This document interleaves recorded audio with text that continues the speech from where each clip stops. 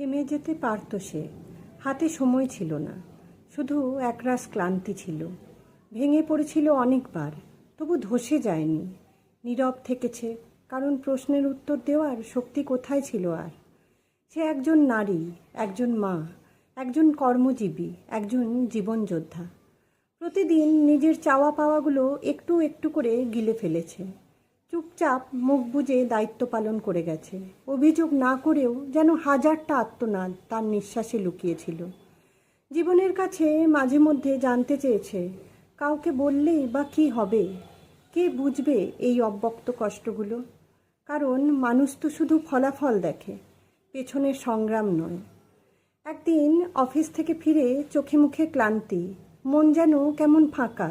হঠাৎ ছোট্ট দুটি হাত তার গাল ছুঁয়ে বলল, মা, আমি আজ সবাইকে বলেছি আমার মা সবচেয়ে সাহসী। ওই একটুকু বাক্য যেন জীবনের জবাব খুঁজে পেল সে। সেদিন সে বুঝল, জীবন মানে যোগ বিয়োগের হিসাব নয়, জীবন মানে নিজের চোখ দিয়ে দেখা এক একটা গল্প। লোকে বোঝে না, তাও চলতে হয়, কারণ সন্তানের ভালোবাসাই জীবনের সবচেয়ে নিঃশর্ত প্রাপ্তি। এখনও ক্লান্ত হয় সে, হাঁপিয়ে ওঠে মাঝে মধ্যে, তবু জানে তার এই চলার পথ বৃথা নয়। সে একজন মা, আর মা কখনোই হার মানে না।